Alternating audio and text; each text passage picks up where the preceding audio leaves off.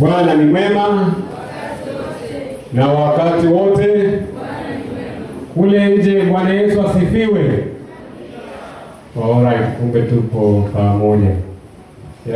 Kwa saa za Afrika Mashariki ni saa 6:17.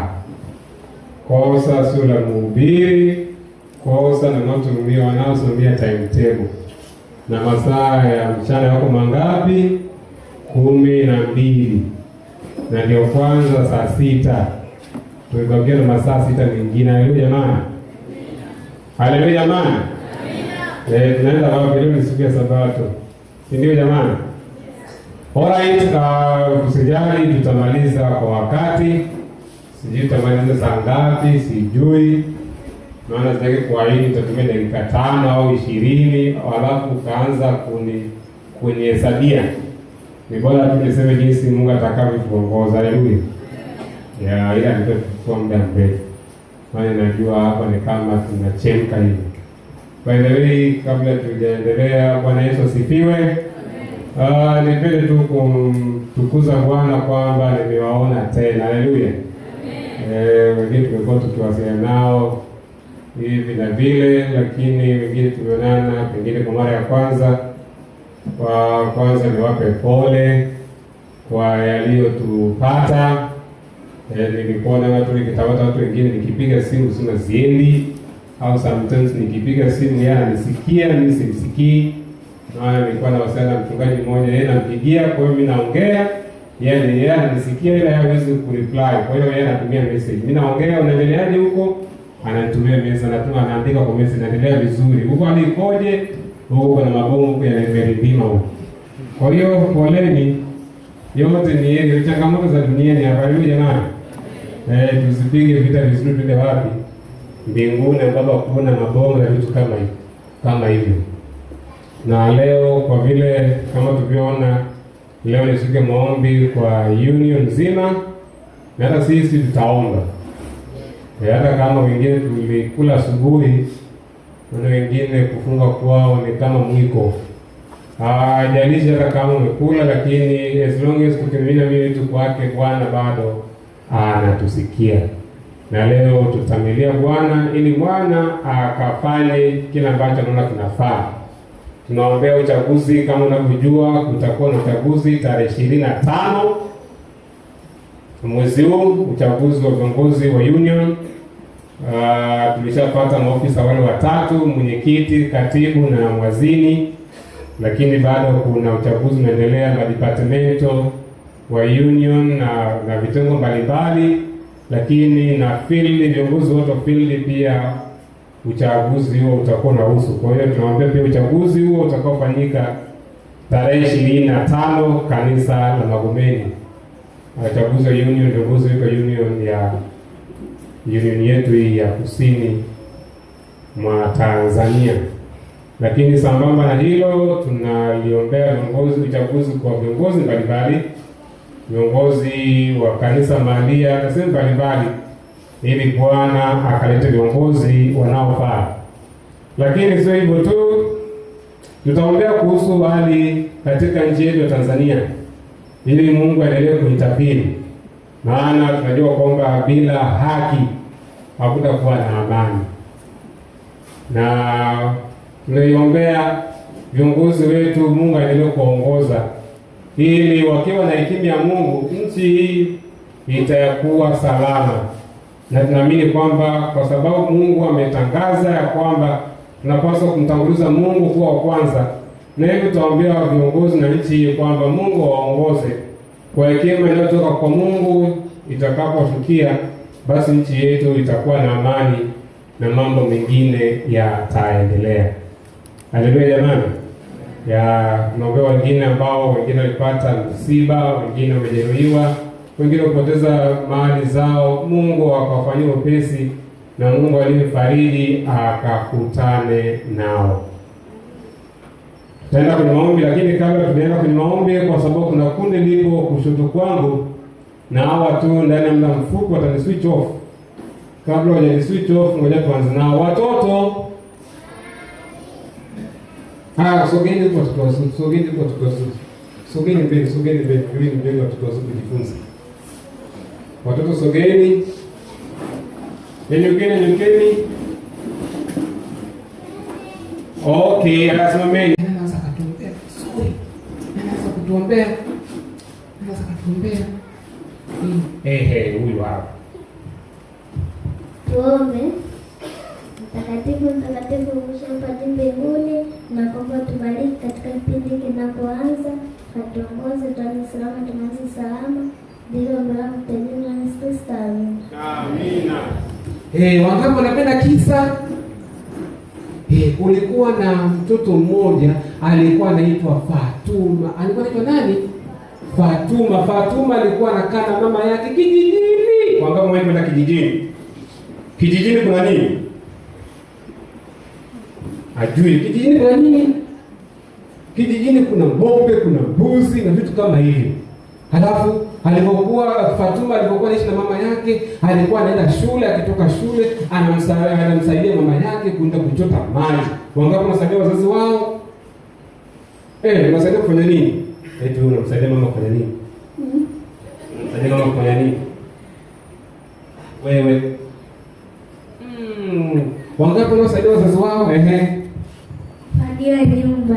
Jamani mpeni Amina kufagia. Na huyu osha vyombo. Amina. Fatuma naye alikuwa anamsaidia mama yake, kila kitoka shule anamsaidia kwenda kuchota maji na kufanya usafi. Siku moja alipotoka shule amechoka, mama yake akamwambia Fatuma, akasema le mama, akasema nenda kule, nenda kisimani ukanichotee maji. Fatuma akaenda, lakini kwa shingo upanda kama amechoka, akasema leo nimechoka mimi kwenda kuchota maji. Akabidi aende huko, ni mbali huko kwenda kuchota maji. Alipoenda akasema leo sitaenda kuchota maji. Akafika sehemu akakutana na kuna mti mkubwa, alafu ile mti kulikuwa na matunda. Akasema leo siendi kuchota maji. Akaamua kukaa chini ya ule mti. Baadaye akaamua kukwea juu ya mti, na mti ulikuwa na matunda. Akasema leo sitaenda nyumbani, maana kwanza sitahisi njaa, nitakuwa nakula nini? Matunda. Na huko kuna kivuli kizuri. Kwa hiyo leo kama ni shibe nitashiba huku, sitaenda kuchota maji, nimetoka mimi kuchota maji. Mama yake alipomtuma Fatuma kwenda kuchota maji, akasubiri saa moja, masaa mawili. Akamsubiri. Sasa jamani, mwanangu kaenda wapi leo? Mbona mwanangu simuoni? Ikabidi mama atoke kwenda kumtafuta Fatuma. Akaenda, na sasa ni jioni. Akaenda, Fatuma uko wapi? Fatuma, akanaita jamani, mwanangu uko wapi? Baadaye Fatuma akasikia sauti ya mama kwa mbali. Akasema sauti ya mama hiyo. Akasema leo sitaitikia, na bali huku. Na kwa vile mtu ulikuwa karibu na njiani, akasikia mama yake anaita Fatuma uko wapi? Akasema leo sitiki leo sitiki maji, na baki huko. Akauliza watu, jamani, Fatuma yuko wapi? Wakasema tujamuona. Baadaye Fatuma akasema ngoja niendelee kukua juu zaidi. Akapanda juu zaidi basi muone vizuri. Kumbuka sasa nielekea juu, mama anaanza kuhaa, jamani, Fatuma wangu yuko wapi? Fatuma yuko wapi? Na baadaye mama akabidi arudi nyumbani. Alirudi nyumbani akana wazo, mwanangu si yuko wapi leo? Fatuma akasema leo sichote maji, leo nimemkomoa. Baadaye Fatuma akasogea tena juu zaidi, akawa anaendelea kuchuma matunda na kula. Mara ghafla kama ameegemea hivi, akasikia kitu kitu kikamchoma hivi, akasema kitu gani hicho? Unawaza ni nini hicho? Kitu gani hicho? Akasema ni nini? Na anaweza kabisa nyoka. Mwingine nini? Mwingine kitu gani hicho? Mdudu. Mwingine watakupata, mwingine kimti. Haya, ndio majibu yake.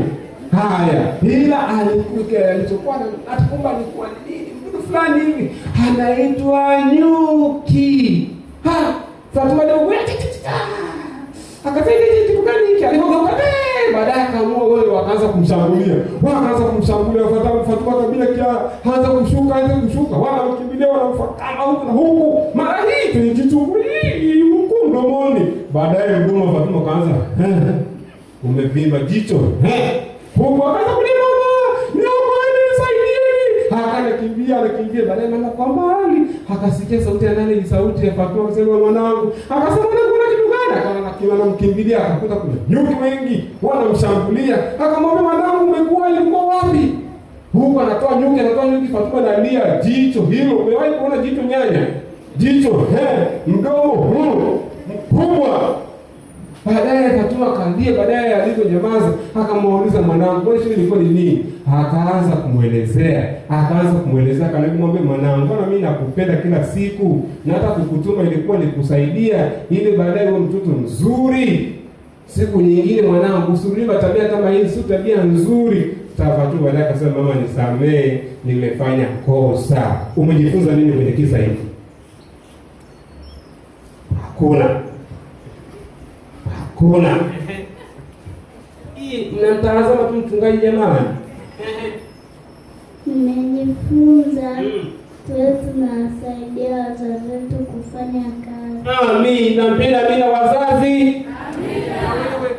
Nimejifunza kuwatia wazazi. Amina. Wa mwisho, nimejifunza tusiwe waongo. Amina. Bwana wabariki. Wangapi wanatamani kuwatii wazazi wao? Waonyeshe mikono yao. Haya, tuombe. Mungu Mfalme, tunakushukuru kwa ulinzi wako. Asante kwa watoto wao. Tumejifunza kisa cha Fatuma. Wasaidie watoto wetu kwa watiifu, wasikilize wazazi wao na wasaidie majukumu mbalimbali kwa jina la Yesu. Amina. Ndiye anaweza kutupa hekima namna kuishi. Na Mungu anatamani kila mtu aishi kwa amani. Na Mungu ndiye Mungu anayetoa haki. Basi Mungu akaongoze nchi, akatupe haki, akatupe amani, na amani katawale. Wale ambao walipoteza ndugu zao, wale ambao wamepoteza vitu vyao, Mungu akawafariji. Lakini tuombe uchaguzi utakaofanyika wiki ijayo wa viongozi wetu na uchaguzi ndani ya kanisa.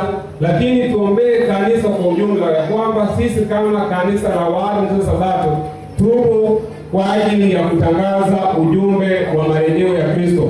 Kwa hiyo sisi kama washiriki, Mungu akatuongoze tuwe kielelezo ndani ya kanisa na nje ya kanisa. Wimbo namba 126 beti la kwanza na hadi beti la 3. Wazee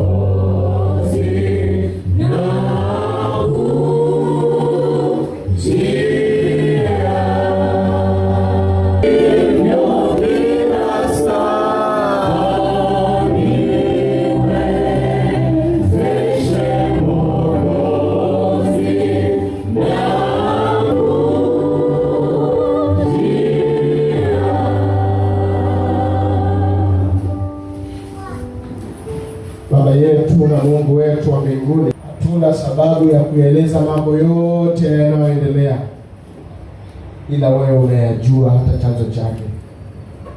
tunahitaji ufumbuzi na hali ya utulivu kurudi katika hali ya kawaida kwa utukufu wa jina lako. Njia gani itatumika? Njia unazo 1000 mara 1000, kwa sababu wewe ni Mungu.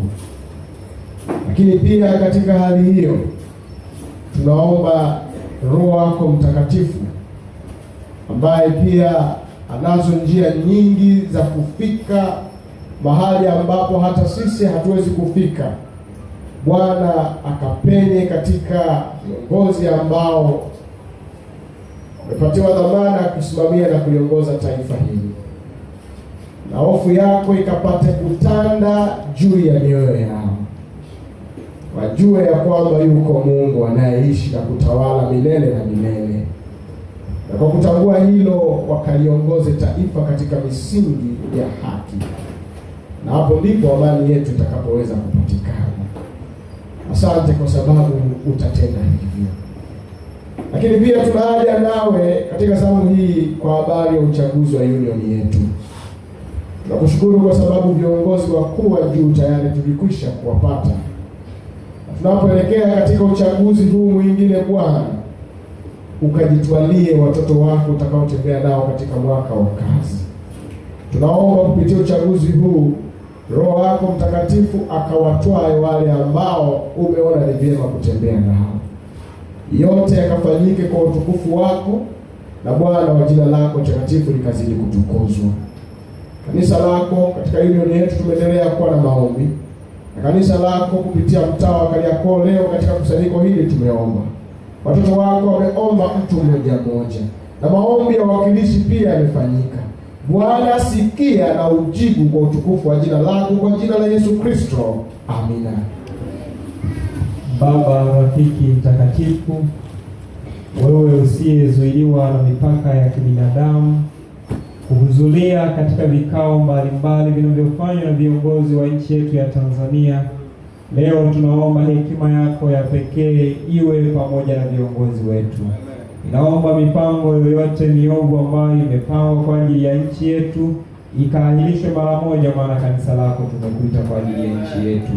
Ninaomba ukashughulike na kila mmoja wetu, ondoa viburi vyetu, tukufahamu kwamba wewe upo na unatawala siku zote. Wewe unatawala katika historia zote na karne zote, tawala hata wakati huu katika nchi yetu ya Tanzania. Bwana, ninaombea vikao vyote vitakavyokuwa vikikaa vya jimbo letu la kusini mwa Tanzania. Ninakushukuru maana utakuwa pamoja na watumishi wako. Wajumbe wote watakaohudhuria kikao hiko Bwana wakaongozwe na wewe, na viongozi ambao umechagua ili waje watuongoze, ninaomba Bwana wakachaguliwe na kupata kibali cha mbingu. Ninaomba utembee na kanisa lako Bwana baada ya union, field na conference zote zitakavyokuwa vikikaa na kuchagua pia watendakazi. Bwana, simama na kanisa lako pia, na hata makanisa ambayo bado hawajafanya uchaguzi wa viongozi bado, sema nao, chagua viongozi watakaoongoza pia makanisa yetu mahalia. Asante maana umesikia maombi yetu.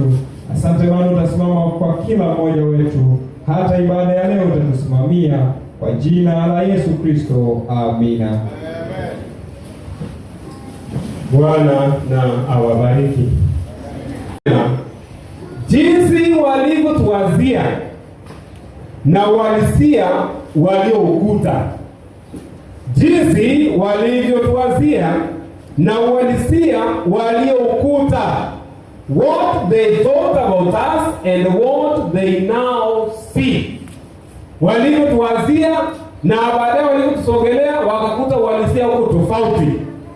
Na somo letu limejikita katika kitabu kile cha Samuel wa kwanza.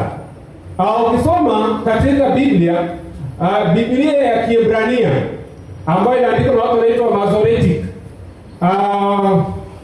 wao waligawa Biblia Agano la Kale katika sehemu tatu.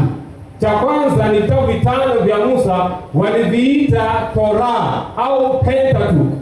Alafu kuna vitabu vinavyofuata, na hivi vitabu vinaitwa nabii au vitabu vya manabii. Na wao wanaenda kukonsida kuanzia kitabu kile cha Joshua Joshua kuwa ni nabii mkubwa. Wanaanza na Joshua na vitabu vinavyofuata, na baadaye wanamalizia na vitabu vya writings. Yaani kwa Myahudi Biblia Agano la Kale anaigawanya mara tatu. Vitabu vya kwanza vya Musa wanaviita Torah. Alafu na vitabu hivyo vinaanza kuanzia kitabu kile cha kwanza cha Biblia mpaka kile kitabu cha Kumbukumbu la Torati. Alafu mgawanyo wa pili ni Nevim au prophets. Na hicho kinaanza kuanzia wao wanajigawanya kwamba kuna manabii wakubwa ambao ni Yoshua, kuna Waamuzi na kitabu cha Samuel na Wafalme. Kimsingi kwa wao kitabu cha Samuel wa kwanza na wa pili wao wanaikonsida kama kitabu kimoja, na kitabu cha Wafalme pia kinakuwa considered kama kitabu kimoja. Lakini walipokuja watu wanaitwa Septuagints, wale ambao wanatafsiri Agano la Kiebrania kwa lugha ya Kigiriki wanaitwa Septuagints. Wao wakaamua kuvigawanya mara mbili, na ndio maana tunapata kitabu cha Samueli wa kwanza, Samueli wa pili, kitabu cha Wafalme wa kwanza na Wafalme wa pili. Wanaendelea kwamba na manabii wakubwa ni manabii hao. Manabii wa awali wanaitwa Yoshua, Waamuzi, Samueli na Wafalme.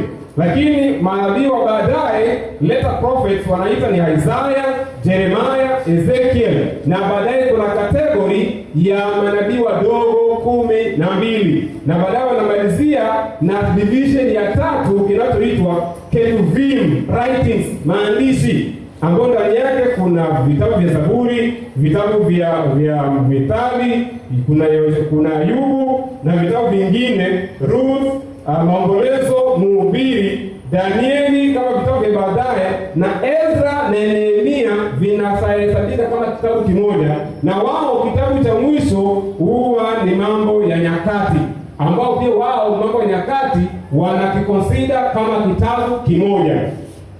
Lakini walipokuja watu hawa Wayunani waliotafsiri Biblia ya Kiyahudi wanaitwa Septuagints, wao wakaja na kila ambacho sasa hivi tunakitumia, ambapo mwanzo tunaona kuna vitabu vitano vya Musa, alafu baadaye kuna vitabu vya kihistoria ambapo vinaanza kuanza kitabu cha Yoshua mpaka kile kitabu cha Ezra na Nehemia, na baadaye tunaenda kwenye manabii wakubwa na manabii wadogo na vitabu vingine vya writings. Leo somo letu limejikita katika kitabu hiki cha Samuel. Kitabu cha Samuel, kama nilivyokwisha kusema, kitabu ambacho kinajulikana kwenye Masoretic text, kwa Kiebrania, kwa lugha ya Wayahudi, wao walikonsida kama kitabu kimoja. Lakini walipokuja hao wanazuoni waliotafsiri kwa lugha ya Kiyunani, wao walikuvigawanya na tukapata vitabu viwili, Samueli wa kwanza na Samueli wa pili. Kitabu cha Samuel kinazungumzia hasa watu watatu. Kinazungumzia Samuel kama mwamuzi wa mwisho wa Israeli, kinazungumzia mfalme Sauli kama mfalme wa kwanza, na baadaye kinazungumzia uongozi na utawala ujumla kwa kiongozi anayefuata baada ya Sauli, naye ni Daudi. Kwa hiyo kimsingi unaposoma kitabu cha Samueli utapata watu watatu wanaozungumzwa zaidi. Wa kwanza ni Samueli, wa pili ni Sauli mfalme wa kwanza wa Israeli, na wa tatu ni Daudi. Kitabu cha Samueli ni kama daraja kinazungumzia vitu viwili kupitia historia ya Israeli, kutoka katika kuongoza utawala uliokuwa umewekwa na Mungu ambao unaitwa theodicy, utawala ambao Mungu ndiye aliyekuwa anaweka viongozi, yani viongozi wa kiroho, ambao ndani yake kulikuwa na makuhani, kulikuwa na watu mbalimbali ambao Mungu alikuwa amewachagua, na baadaye unabadilika unakuwa utawala wa kifalme. Mnaliwana wakuta kitabu cha Waamuzi kilikuwa kinaongozwa na waamuzi ambao Mungu ndiye aliyekuwa anawateua, kina Samson. Watu wengi kitabu cha Waamuzi ukisoma utawakuta. Na hivi sasa kitabu hiki kinaelezea hii transition kati ya kuwa theodicy, kati ya kutoka kwenye utawala watawala kama watawala wa kidini, makuhani na watu kama hivyo, na sasa wanaingia katika utawala mwingine, utawala wa kifalme. Na baada ya Samueli tunaona mfalme anayefuata ni mfalme, utawala wa kifalme chini ya Sauli kama mfalme wa kwanza wa Israeli. Kuhusu mwandishi, wanazuoni mbalimbali wanasema, wengine wanasema kitabu hiki kinaandikwa na Sauli mwenyewe, na Samueli mwenyewe, lakini baadaye kuna mwingine anayeitwa Nathan na Gadi walikuja kumalizia. Lakini wengine wanasema ni kwamba mwandishi ni Samueli mwenyewe. Unaposoma kitabu hiki, hatutaangalia kitabu kwa ujumla, lakini tutaangalia historia ya familia moja, nayo ni historia ya familia ya kuhani Eli. Wanatoka katika utawala ambao Bwana alikuwa amewachagua. Viongozi wa kidini walikuwa wanaongoza taifa, maana taifa lilikuwa chini ya viongozi wa kiroho, na sasa transition itatokea baadaye, wanaongozwa chini ya mfalme ambao ndani yake kutakuwa na kurithishwa kwa utawala. Katika familia hii ya kuhani Eli, fungu lile la kwanza, kitabu kile cha Samueli wa kwanza 3,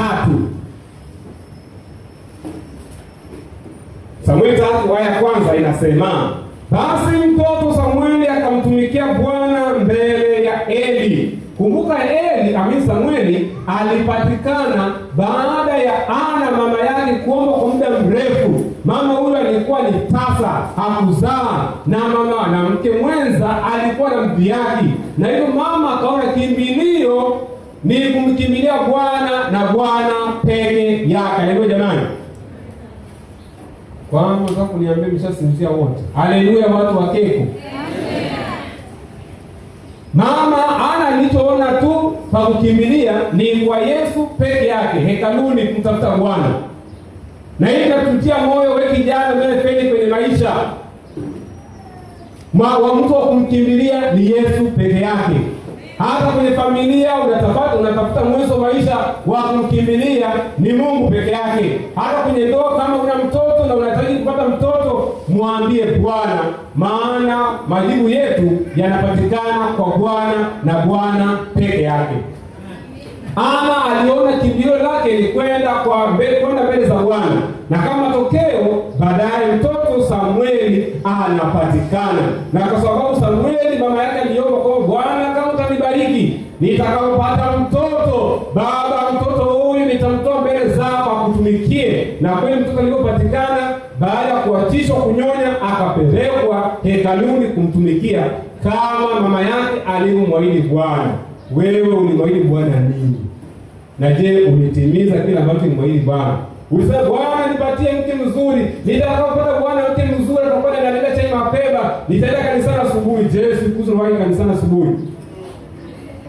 Bwana nipatie mtoto. Mungu atakaponipatia mtoto, nimetukana mara nyingi, nitakapata mtoto nitakuja mbele zako. Sasa hivi umepata mtoto, wewe unakuja kanisani saa 4. Ukiulizwa kwa nini umechelewa, unajua siku hizi jamani, hamjaolewa, tungeolewa. Watoto wanasumbua usiku yani, basi tu. Bwana unachoka usiku kumnyonyesha mtoto. Mbaraka ambao Bwana alikuwa ameutoa imekuwa ni kisingizio. Wengine waliopata gari, umepata tu KST, umeamua kutusumbua kanisani. Je, Mungu sasa akikupa gari kubwa, Subaru, utakuwa tembea juu ya washiriki? Yeye alipoomba Bwana nipatie mtoto, na mtoto utakayenipatia nitamleta mbele zako. Na kama ahadi ilivyotimizwa, alipopata mtoto Samueli akapelekwa hekaluni kama mama alivyoomba. Niwatie moyo watu wa Kariakoo, watu wa Keko, pale ambapo Bwana atakapokutendea, mkumbuke Bwana, usije kumsahau. Aya ya pili nasema, aya ya kwanza paragrafu ya pili nasema, neno la Bwana lilikuwa adimu siku zile, hapakuwa na mafunuo dhahiri. Aya pili, ikawa wakati huo Eli alipokuwa amelala mahali pake, tena macho yake yalikuwa yameanza kupofuka hata siwezi kuona, na taa ya Mungu ilikuwa haijazimika bado. Kumbuka wako hekaluni, na Samueli amekuwa amelala katika hekalu la Bwana.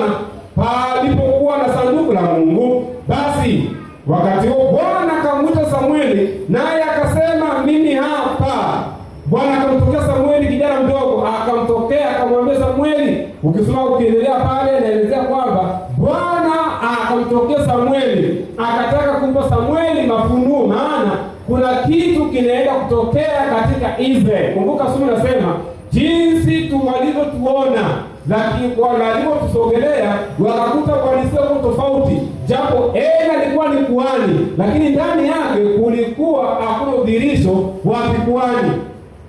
Na baadaye neno linasema, baadaye Samueli alipotokewa na malaika wa Bwana, akamwita mara ya kwanza, mara ya pili, mara ya tatu, mara ya nne. Samueli Eli akamwambia, atakapo kutokea mwambie nipo Bwana, mtumishi anasikiliza. Na baadaye malaika alipomtokea, kuna maneno aliyomwambia. Maneno haya aliyomwambia yalikuwa ni kama haya. Aya ya 11. Bwana akamwambia Samueli, angalia, nitatenda tendo katika Israeli ambalo kila atakayesikia masikio yake yatamwasha.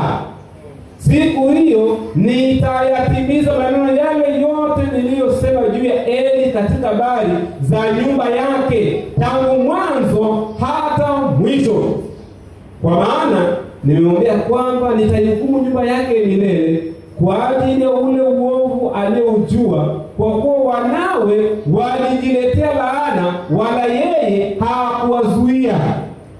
Hapo sasa ni changamoto nyingine. Wengine wanatamani kupata watoto. Hilo unapoomba kupata mtoto, mwambie Mungu nisaidie namna ya kulea watoto. Maana tumekuwa kwenye changamoto kubwa. Sometimes unaweza ukawazaa watoto wengi, alafu badala watoto kujenga ufalme wa Mungu, wakawa wanaujenga ufalme wa Shetani. Kuhani Eli, watoto wake japo walikuwa ni makuhani, Ofni na Phineas, lakini baadaye walifanya kile ambacho sicho. Kumbuka ni viongozi wa kiroho, lakini waliokuwa wanayafanya hayakuendana na wito walioitiwa. Maana kulikuwa na taratibu pale hekaluni, kuna sadaka zilikuwa zikiletwa. Wao kabla sadaka zijatolewa kwa Bwana, walikuwa wananyang'anya, wanasema leteni, sisi na kuhani tunapaswa kula. Hawakufuata utaratibu, lakini wakaenda mbali zaidi, wakawa wanazini na wale wasaidizi pale hekaluni. Imagine mchungaji anazini na mshiriki, utawaambia nini? Japo siku zote tumekuwa na watu wamepinda. Kuna wazee wamepinda, wazee wa kanisa, wachungaji wamepinda. Ametoka kumtongoza mita watu hapa kuja mimbalini, unahubiri nini? Unajua siku hizi Mungu ni wa rehema. Ingekuwa enzi zile, of course Mungu ni wa rehema siku zote. Zamani zile ulikuwa unakuja mimbalini hapa na pasua hapa kidogo hivi, unameza na udongo, alafu maisha yanaendelea. Ni viongozi wa kiroho, lakini mavita anavyofanya ni tofauti. Ni mchungaji anahubiri mimbalini, akifika huko anasema uchungaji ni mimbalini. Wewe una tofauti na watu wengine. Mungu anatamani kutuona jinsi tunavyoonekana nje na ndani tuwe hivyo hivyo. Tumekuwa Wakristo wa Sabato, tumeonekana ndani ni watu wazuri, lakini tukienda kule nje ni tofauti kabisa. Katika familia ya Eli wanaonekana ni makuhani, lakini vile wanavyofanya ni vitu tofauti. Na hivyo malaika wa Bwana akamtokea Samueli, akamwambia, nenda kamuonye Eli kwamba kuna kitu kinakuja katika familia yake, na hivyo anapaswa kufanya jitihada. Na Biblia inasema baadaye ulipopambazuka ikabidi Eli amuulize kilichotokea. Samueli kwa sababu alipata ujumbe mzito, alisita kumwambia Eli kilichotokea. Lakini baadaye Eli akamwapiza, akasema, niambie kile ambacho Bwana alikuwa amekwambia. Aya 18. Basi Samueli akamwambia kila neno, asifiche lolote. Naye akasema, ndiye Bwana, na afanye alionalo kuwa ni jema. Unasikia anapojibu. Badala angepiga magoti kwa Mungu, kumbe familia yangu inaenda kuangamia. Nisaidie Mungu niokoe familia yangu. Yeye akasema yeye ni Bwana, atakapotaka kinamfaa, kama ni kuniua ni uwe, kunichinja nichinje. Yeye ni Bwana. Kama kuna wengine, unaweza kaambia ndugu yangu kuna 1, 2, 3, anasema usifuatilie maisha yangu. Unajua kiburi huja kabla ya anguko. Hata tunaona kwenye viongozi, kuna wengine wanaweza wanaambia mbona unachokifanya sio kizuri, ila ni kwa sababu wanaona kwamba ni kiongozi, ana mamlaka, kiburi, hashauriki. Ila mara nyingi Biblia inatuambia aonywae mara nyingi, huku akishupaza shingo, atavunjika ghafla na hatapata nini jamani? Hatapata dawa. Pale unapoonywa, mwambie Mungu, ni dhambi yangu, msaidie. Maana ndio wengine hata akikuta kwenye kitu fulani amefanya kosa fulani, ndugu yangu, tunaona kuna sehemu fulani hivi kama inaendelea kusema vizuri hivi. Wewe unaona kwamba wewe bado ni kijana, hujaolewa. Ila niliona kuna sehemu fulani hivi ulienda. Wanawaambia uliniona saa ngapi? Nilivaa nguo gani? Ilikuwa muda gani? Nilikuwa na nani? Vyote hivi mtu wa Mungu ni vya nini? Pale ambapo unaona kuna sehemu umeona kuna sehemu umemulikwa na dhambi yako imeonekana, mwambie Mungu, nisaidie. Maana pengine huyu mtu anatamani, niwazia mema, anatamani niende mbinguni, lakini wengine tumeshupaza shingo na hatimaye matokeo yake si mazuri. Eli anaambiwa ya kwamba watoto wangu tabia zao sio nzuri. Eli anajibu kwamba Bwana yeye anajua, hafanyi jinsi anavyoona inavyompendeza. Wazazi, tunaishi kwenye kizazi ambacho kuna changamoto. Ninawasihi kwa huruma zake Mungu, tuombe Mungu atupe hekima ya kulea watoto wetu. Maana tumekuwa na watoto ambao kuna changamoto. Watoto unakuta siku hizi hawana adabu. Unaweza kukuta kwenye daladala kijana mdogo amekaa kwenye kiti na mtu mzima yupo, au kanisani. Of course tulikuwa tumelelewa, malezi tulilelewa pia yalikuwa mazuri sana. Maana sisi tulilelewa kule, ndugu yangu, hata ukikuta vita hakuna kukaa kwenye kiti. Unakula huko juu. Ile nani ni katili. Unakula juu na usikunywa maji. Mzee Kagosi, sisi usikunywa maji. Unakunywa mchuzi wa kutosha. Maji usio ukinywa maji umejipa kadi nyekundu. Unatoka nje, usikula tena. Na huko umesimama, hivi nao ulikuwa katili, sio vizuri. Ila wengine nao umetetea makochi na watoto wamekuwa na nini sana. Adabu hawana. Unakuta mtoto yupo tu, mzazi amuoni mtoto wake. Mchungaji mmoja rafiki yangu pale Kenya aliwahi kusema, hizi ndio kutembelea washiriki. Mchungaji wa watu kama mmoja ndio kwa familia fulani, akaenda kumtembelea mtu fulani, familia ya mshiriki fulani, na kwenda kumtembelea familia hiyo na washiriki vile wanapenda wachungaji wao. Akasema kwa vile ndio mchungaji kaja, mchungaji leo akamwandalia chakula, akamchinjia na kuku. Haleluya jamani. Wengine sema basi mimi kuja kwangu utakula kuku, sijali. Sisi tunakuja tu kwa ajili ya kukuombea na kutia moyo.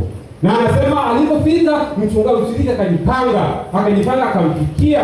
Na alipompikia kwa sababu kulikuwa na mtoto ni korofi, ikafika muda wa kula, anaanza kulia, mama, mimi nataka kwenda kula na mchungaji. Akamwambia, subiri mtoto, subiri kwanza, nitakuandalia. Mtoto bado anaelewa, adabu hana. Na mtoto akakasirika. Maana naona mchungaji kama anakula vitu vizuri. Jamani. Mtoto akakasirika, akamwani mchungaji. Na hiyo sasa mama fanyeje? Anajaribu kumuona mtoto kama anaelewa. Watoto hao wa siku hizi. Mtoto alipoona hana silaha yoyote ya kumshambulia mchungaji, kulikuwa na uji umepoa. Akachukua mikono yake vidole vyote akachovya kwenye uji. Akasema naenda kumpaka mchungaji. Mchungaji kavaa vizuri kwenda kumtembelea mshiriki. Mchungaji anaona mtoto kama yuko serious hivi. Na mzuri yake ni mtoto. Maana mzazi kama imemshinda hivi. Na mtoto anaona yuko serious anakuja. Naenda kumpaka mchungaji. Mama mchungaji anajiuliza, "Bwana mama huyu amzui mtoto." Hapo kumbuka mchungaji ashamekuwa chakula nataka kwanza kula. Mtoto kama ile. Mchungaji akasema, "Akili za kuambiwa changanya za kwako." Akamlia timing huyu mtoto. Mtoto anasogea, alipokaribia kwenda kumpaka uji, akamkamata vidole, akamfinya. Unajua kile kifinyo kitakatifu, akamfinya. Mtoto akaanza kulia akiwa kwa mchungaji. Akaanza kupiga yowe, akafika kule mlangoni, akaanza kupiga kelele. Ndio akaanza kulia vizuri. Mama watu kanuni mchungaji amemfinya mtoto. Mchungaji akaendelea kula zake, wakakala nyama na chakula kilichopewa. Mama kanuna, akamuita mama akamwombea, akaondoka. ila mtoto amempa adabu. Maana mzazi hataki kumsaidia mtoto wake. Na unajua hii hata mimi tokea siwezi kusema mtaa gani, nimeenda kutembelea mshiriki, nikakuta mtoto ni korofi, mchungaji nikampiga na hela akachukua na kausha nikakwepa, nikasema hii. Nikasema ni wale watoto siku hizi ndio wazazi wenyewe. Niyo vitu na vijana mnaomba kupata watoto, mwamini Bwana nisaidie mtoto huyu. Mtoto nitakayempata nimsaidie aende wapi jamani? Aende mbinguni. Ndio nabii anasema kuna wengine watoto wao badala ya kuwa baraka wanaweza kuwa ni laana. Badala ya kutengeneza ufalme wa Mungu wanaujenga ufalme wa shetani. Mama muombe Mungu akupe hekima. Mama na baba muombe Mungu akupe hekima ya kulea watoto wako. Na anasema kwamba baadaye kila ambacho Bwana alikuwa amekitabiri ikawa kwamba tulikuwa tumekairia. Aya sura ya 4 kitabu kile cha Samueli. Ikawa siku zile Wafilisti walikusanyika ili kupigana na Israeli. Nao Waisraeli wakatoka juu ya Wafilisti kwenda vitani. Wakatoa karibu na Ebenezeri, na Wafilisti wakatoa huko Afeki. Na Wafilisti wakajipanga juu ya Israeli. Na walipopigana, Israeli wakapigwa mbele ya Wafilisti, wakauawa watu wa jeshi lao. Na Wafilisti wakajipanga juu ya Israeli. Na walipopigana, Israeli wakapigwa mbele ya Wafilisti, wakauawa watu wa jeshi lao lililokuwa uwandani. Wapata watu wangapi? Mnasoma Biblia kweli? Au wengine kanisani hapo mnakuja mnachati. Sio muda wa kuchati, ni muda wa kusoma Biblia. Hata kama unatumia smartphone, weka flight mode, ni muda wa kusikiliza neno la Bwana. Msijali kanisani. Haleluya jamani. Watu wangapi wakauawa? 4,000. Aya 3. Hata watu walipofika kambini, wazee wa Israeli wakasema, mbona Bwana ametupiga leo mbele ya Wafilisti? Twende tukafanyeje? Tukalileta sanduku la agano la Bwana toka Shilo hata huko, ili lije kati yetu na kutuokoa katika mikono ya watu gani? Adui zetu. Wakaenda vitani, wakapigwa.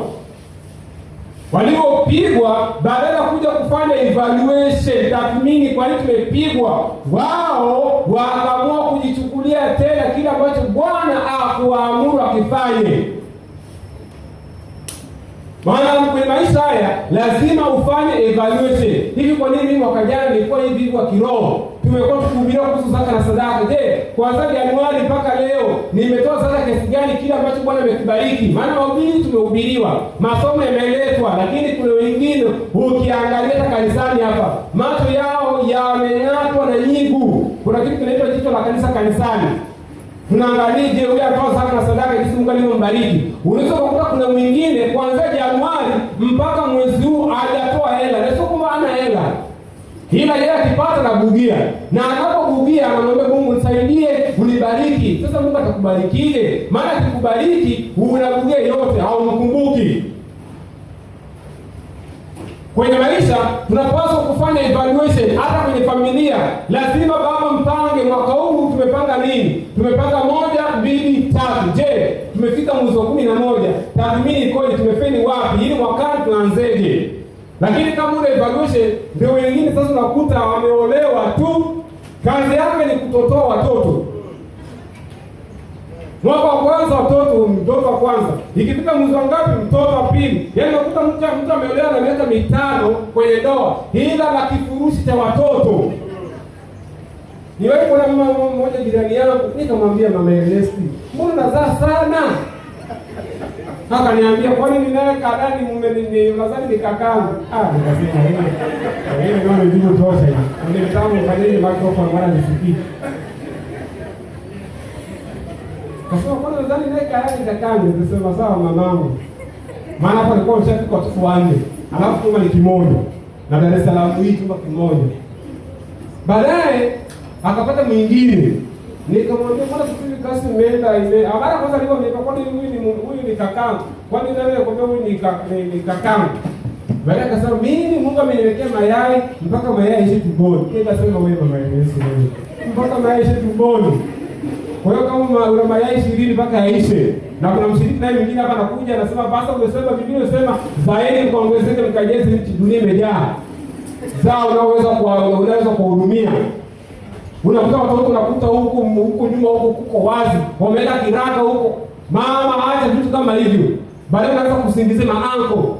Maanko siku za roho mbaya, maana mtoto amefunga shule, nilimwambia kae kwa hapo huko ataki, mimi usiniletee kwangu. Ulizaa mwenyewe pamoja na hali yako. Zao watoto unaweza kuamudu. Na baadaye huko kaenda, nikamwambia ndugu yangu, mbona unapunguza kasi? Akasema, maisha yalikuwa magumu haya. Nikasema ukome. Kwa hiyo kwenye maisha lazima ufanye evaluation, hata kwenye familia, kwenye ndoa. Fanya evaluation. Kwamba tunaendaje? Sisi kama familia tumeona mwaka huu. Je, tunategemea kufika wapi? Je, nimebatizwa mwaka huu? Je, hali yangu ya kiroho inakuwa au imedumaa? Mimi ni mwimbaji. Je, sauti yangu iko vile vile? Maana umeanza kuimba the harmonies, unahama key. Januari unahama key. Mwezi wa 3 unahama key. Hadi Desemba unahama key. Kama una karama acha watu wengine. Mama umekaa tu yaani unakuta mwalimu anapambana wewe do. Mama sio hivyo do. Unamsumbua mwalimu anakuja hapa. Badilika.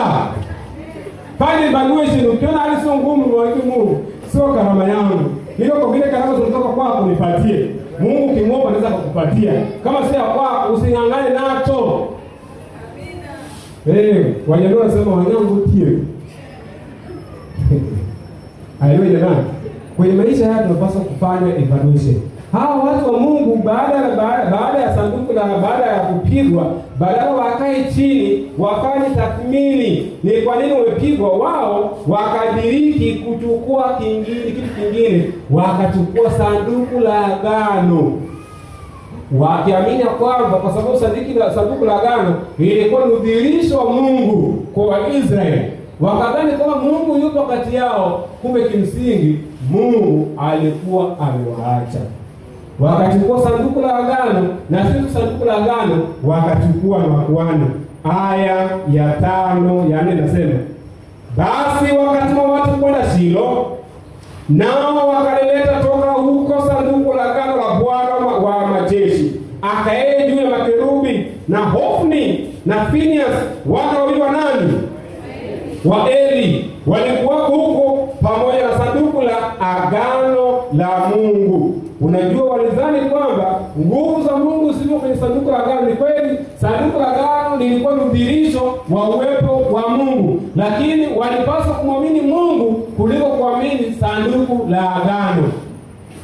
Unajua sisi sometimes tumeamini kwamba ukiona Biblia basi ndio wewe wa kiroho zaidi. Na hapo unaweza kuona kwenye familia zingine, mwingine akitaka kulala anachukua sanduku, anachukua Biblia, anaweka kichwani. Anadhani kwamba nguvu ziko kwenye Biblia, ila nguvu zipo kwa yule atakayesoma neno la Mungu.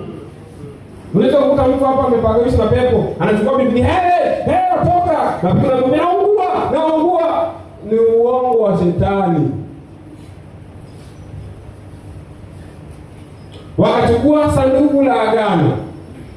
Walipoenda, Biblia inaniambia kwamba nao, aya 6 fungu letu kuu nasema, nao Wafilisti waliposikia mshindo wa zile kelele, walisema, maana yake ni nini mshindo wa kelele hizi kubwa katika kambi ya Waebrania? Wakatambua ya kuwa sanduku la Bwana limefika kambini. Sikiliza aya 7. Wafilisti wakaogopa, maana walisema Mungu ameingia kambini. Wakasema, ole wetu, kwani alijawahi jambo kama hili tangu hapo. Ole wetu, ni nani atakayetuokoa na mkono wa miungu hawa walio hodari? Kwa sababu walikuwa wanaabudu miungu, walichukulia Mungu Yawe, Mungu wa Waebrania, kama miungu mingine. Wakasema ole wetu. Kwa nini wanasema ole wao? Walisikia Mungu wa Waebrania jinsi alivyofanya. Aligawanya bahari ya Shamu, wakapita salama. Hapo aligawanya mto Jordan, wakapita salama. Mji ambao ulikuwa unaogopeka, mji wa Yeriko, ngome zake zikabomolewa kwa uwezo wa Mungu huyu. Na mji ule mdogo, mji wa Ai, kwa nguvu zake zile wakaogopa, wakasema, nani atakayetuokoa? Maana tumesikia kelele zimepigwa. Waisraeli wakapiga kelele kwa sababu gani? Kwa sababu wamechukua sanduku la Bwana, wakidhani ya kwamba ndani ya sanduku la agano kulikuwemo na Mungu atakayeokoa, bila kujua ni kwamba maovu yalikuwa yamafarakanisha na Mungu, na Mungu alikuwa yuko mbali. Wafilisti walipoona kwa mbali walijua kwamba hapa tumeisha, kwa sababu Mungu wao ni Mungu mwenye nguvu. Vivyo hivyo ambavyo sisi ambao watu waliotuona kwa mbali waliona kuna wasabato wazuri. Hilo alilokuja ndani, mwingine alihubiriwa kule kadhalika nimepata ukweli na amekubali ukweli. Alipokuja kwenye kanisa la Bwana akakuta kuna watu wa Mbeya wanajua kumchanga mzee wa kanisa. Akitoka kwa mzee wa kanisa na mchanga na mchungaji na siku zilipo yupo tu. Kama angekuwa na mke na kama mifuko mguu kubwa kama mifuko ya mashine, wala chamba. Mshiriki yule anaangalia, anasema sasa itakuwaje?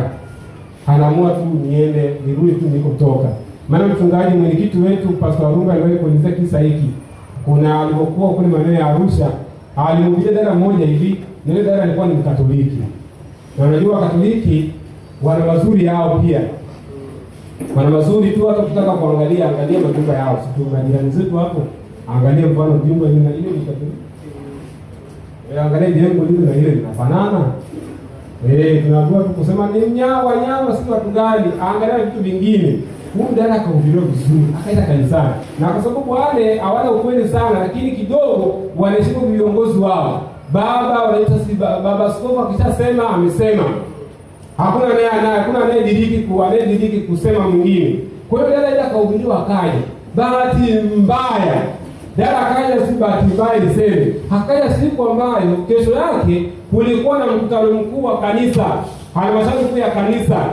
Ambapo watu wengi siku hizi niliona kule kanisa langu la Ukonga, tulivyokuwa simama halmashauri zingine hawezi kwenye halmashauri. Sivyo kisikia leo wanaenda kufuta mchungaji ushirika, wanakuja wote.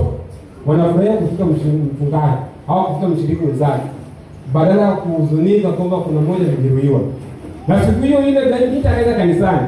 Kesho yake mchungaji akamwambia kwa sasa ushabatizwa na umeshapokelewa, una mandate ya kuwa mshiriki kama washiriki wengine. Kesho kuna mkutano mkuu wa kanisa, unapaswa kuhudhuria. Na akamsisitiza, na kwa vile alikuwa anapenda mchungaji wake aliyemhubiria, akaja kanisani kwenye mkutano. Alipokuja kwenye mkutano, unajua items zetu kwenye baraza la kanisa, ikafika items ni nidhamu. Mwingine kakaa kule, mwingine kakaa kule. Wakaanza kumzoea mchungaji. Mchungaji na mimi nilikuwa na kuheshimu. Ni basi tuko mbele nige kushughulikia hii. Binti akasema hii, yule anaongea na mchungaji.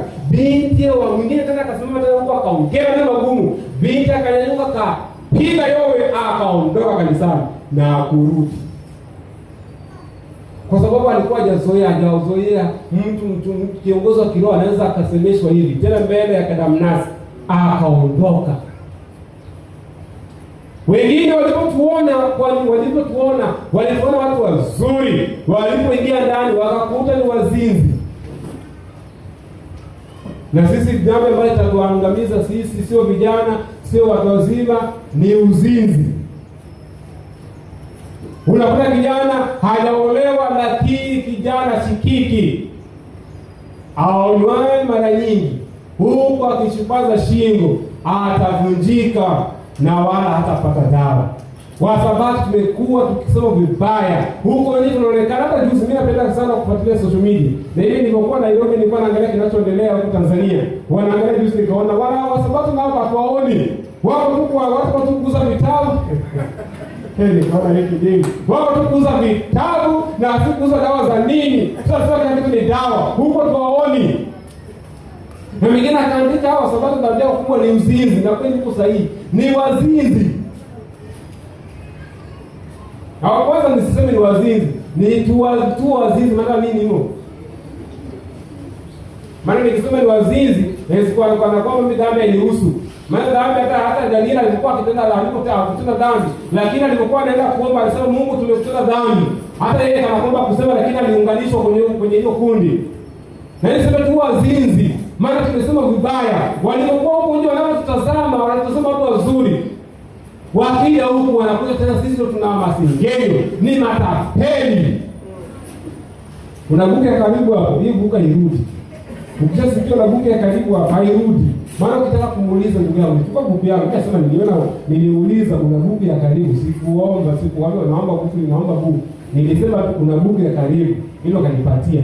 Matapeli wanakuja kukupanga ndugu yangu, mwanangu anapata changamoto, kuna moja mbili tatu, amefukuza shule, kuna mchakato anasikilizia ndani wiki hii. Ndani wiki hii maandamano tu ndio alinizuia, ila wiki ijayo nitakupatia maneno mazuri. Mtu wa Mungu anakuja maneno mazuri, ukimpatia kageuza mgongo, utatafuta. Ni matapeli kanisani, ila wameshikilia Biblia na wanaenda vizuri. Anatoka mishipa kana kwamba yeye ameshafika mbinguni. Litapeli kanisani. Walipotuona kule nje na walipokuja ndani kuangalia, walisikia ni tofauti. Wafilisti waliposikia kelele zile za wana wa Israeli, wakasema tumekwisha, lakini wakajipa moyo. Aya 8 wakasema, aya 9, iweni hodari na kufanya kiume, enyi Wafilisti, msije mkao watumwa wa Waebrania kama wao waliokuwa watumwa wenu. Fanyeni kiume mkapigane nao. Wafilisti, napomalizia maana umeenda. Wafilisti wakapigana nao, Israeli wakapigwa, wakakimbia kila mtu imani kwake, wakauawa watu wengi sana. Maana katika Israeli walianguka watu wangapi? Mara kwanza ilikuwa watu wangapi? Sasa hivi watu wangapi? 30,000 wenye kwenda vitani kwa miguu. Haijaishetu hapo kupigwa, hilo sanduku la Mungu likafanyaje? Likatwaliwa. Na Hofni na Phineas wakafanyaje? Watu wawili wa Eli wakauawa. Sikiliza kitu kilitokea. Wakawaua watu 3,000. Wakachukua sanduku la agano waliokuwa wamejaminisha kwamba litawaongoza, lakini pia makuhani wakauawa. Wakageuka wakakimbia. Uwezo au ushindi ulikuwa upatikani kwa kwenda na sanduku la agano, ila ushindi ungepatikana kama wangemtegemea Bwana na kama wangesikia sauti ya Bwana. Wewe kijana ambaye unastahili kwenye maisha, ili uweze kufanikiwa, ni pale ambapo utaamua kumtegemea Bwana maisha yako yote. Wewe fanya kazi au mtu kwenye familia, utafanikiwa tu na kupata ushindi pale ambapo utamtegemea Bwana. Ili tuweze kuwa kiroho, tuweze kuonekana vizuri, mienendo yetu iweze kumsikia Bwana, ni pale ambapo tutafanya Mungu kuwa wa kwanza. Ninapomalizia, naomba niseme jambo hili. Mara nyingi tumeonekana wazuri, watu wakituona kwa mbali. Tumeonekana ni mabiti wazuri kanisani, ni vijana wazuri wa kiroho, ni viongozi wazuri, ni akina mama wazuri, lakini walipotusogelea wakakuta uhalisia uko tofauti. Yeye naomba natangazia habari njema ya kwamba hata kama tumeenda mbali, hata kama mienendo yetu mingine tumefanya kisiri kana kwamba tuwezi kujua, ila kumbuka kwa Mungu anajua. Lakini tukiamua kumrudia Bwana na kufanya matengenezo na kumwambia Bwana, ni kweli nilikuwa nikionekana vizuri nje, ila ndani siko vizuri, Yesu naomba uniokoe. Bwana yuko tayari kukubadilisha. Maana unaweza kukuta mtu, unasikia mtu kaposti picha, bora ni enjoy hivi pale, wanaendelea kusoma Biblia. Na unakuta kabisa mtu kijana wa Kiadventista ameposti kwenye status, badala ya kuwa nuru kwa ulimwengu, ameweka vitu ambavyo vinashindwa kumtofautisha kati ya mtu mwenye nuru na yule asiyekuwa na nuru. Mchana wa leo na kutangazia habari njema ya kwamba tunachelewa pale tutakapoamua kumtumainia Bwana na kumwambia Bwana, ni kweli nimesikia unaongea na mimi. Nilikuwa nikionekana naonekana ni mwanafamilia mzuri, ni mke mzuri kwenye familia, ni baba mzuri, ni kiongozi mzuri kanisani, lakini ndani kwa kweli najua uhalisia. Yesu naomba unisaidie. Ukisema maneno hayo na uko tayari kubadilika, Bwana yuko tayari kukubadilisha. Na siku moja anapokuja tutakuwa miongoni watakao urithi uzima wa milele. Ni wangapi wanasema Mungu nisaidie, nibadilishe? Peke yangu siwezi. naomba msaada wako. Kwa nini usisimame pamoja nami? Nasema Mungu, peke yangu siwezi, nisaidie. Maana kwa kweli bila uwezo wako mimi siwezi kutoboa. Usipoingilia kati, Kristo mnapokuja tunapoimba wimbo 105 beti la kwanza la pili, unasema Mungu nisaidie. Lakini naomba tena nitoe wito mwingine, japo tumekuwa wengi na nafasi ni finyu, nitatoa wito mara mbili. Wito kwanza, tulisimama tunatamani Mungu atubadilishe. Lakini wito wa pili, kuna mwingine natamani Mungu nisaidie. Pengine nimewasijawahi kusikia ujumbe huu, na natamani tu maisha yangu kwako. Au pengine nirudi nyuma. Ni kweli nilikuwa naonekana kama Mkristo mzuri, lakini nimeangalia maisha yangu, nimeona nahitaji mabadiliko. Naomba Mungu nisaidie, na mimi nataka nibatizwe tena. Kama kuna watu namna hiyo, wale ambao hawajabatizwa kabisa, au kuna wale ambao walibatizwa lakini kwa bahati mbaya shetani wajeruhi, watamani kurudi kwa Bwana, watapiga hatua, watakuja mbele. Watakuja mbele tunapoimba, watakuja mbele wasema kwa kweli natamani niende kwa Bwana. Mungu alibadilishe. Hii ni miongoni wa wale ambao Yesu akija baada ya pili, nitakuwa miongoni watakao hivi kusimama milele. Lakini wito wa tatu ni kwa wale ambao wanahitaji maombi maalum. Wanaona kuna kitu fulani wanachokipitia ambacho Mungu asipoingilia kati. Pengine wamejaribu kutumia mbinu zao zimeshindikana. Wanasema Yesu asipoingilia kati, inawezekana sitapata matumaini. Anatamani Mungu amsaidie. Watakuja pande huu wa kulia kwa ajili ya maombezi. Wale ambao wanahitaji ubatizo watakuwa kushoto, na wale ambao kwa kweli wanaona kabisa hili jambo ni jambo nyeti, ni mpaka Mungu tu atakapoingilia, watakuja upande wa kulia tunapomalizia na kuomba. Karibuni wimbo namba 105.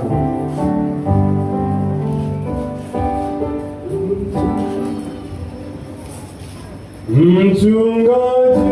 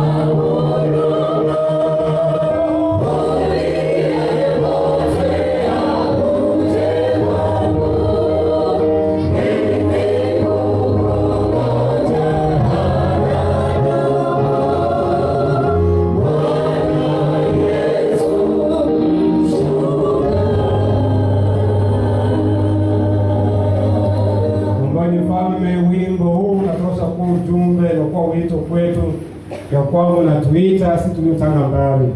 Tumesikia neno lako, ni kweli tulivyoonekana kwa mbali, tulionekana wa Kristo wanaenda mbinguni. Lakini kwa hivyo tusogelee wakakuta nikana kwamba sisi hatuna mpango kwenda mbinguni. Ila kwa sababu watu wako wamesikia sauti yako na wamesimama kwa miguu yao miwili wakitamani badiliko, Yesu naomba usiwaibishe. Wale ambao wametanga mbali katusamee. Wale ambao tulijua kwamba tuwezi kutoka kwenye dhambi inayotusumbua, Baba tunaomba ukatubadilishe. Lakini Baba, vitu vingine vilipotolewa, watoto wako ni wachache lakini wamekuja mbele zako. Hawakuangalia mtu yoyote, ila wameangalia kwamba anayetuita sio mchungaji ila ni Mungu. Na Baba, kuna jambo ambalo linawasumbua.